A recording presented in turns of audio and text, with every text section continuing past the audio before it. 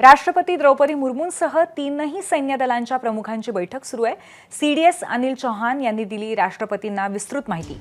Operation सिंदूरची विस्तृत माहिती राष्ट्रपतींकडे सादर करण्यात येते आणि लष्कर प्रमुख जनरल उपेंद्र द्विवेदी, वायुदल प्रमुख air chief marshal A P. Singh आणि नौदल प्रमुख ॲडमिरल दिनेश त्रिपाठी यांनी राष्ट्रपती द्रौपदी मुर्मूंची भेट घेतली आहे। तीनही सैन्य दलाच्या कामगिरीचं राष्ट्रपतींकडून कौतुक करण्यात येत आहे।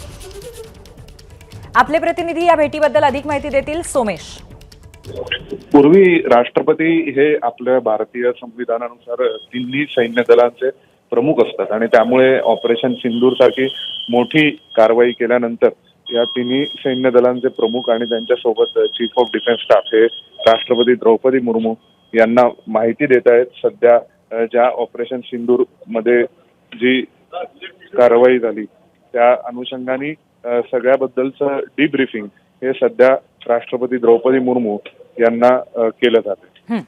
धन्यवाद सोमेश या माहितीबद्दल। तर ऑपरेशन सिंदूरची विस्तृत माहिती राष्ट्रपतींकडे सादर केली जाते तिन्ही सैन्य दलांच्या प्रमुखांकडनं आणि सैन्य दलांच्या कामगिरीचं राष्ट्रपतींनी कौतुकही केलेलं आहे।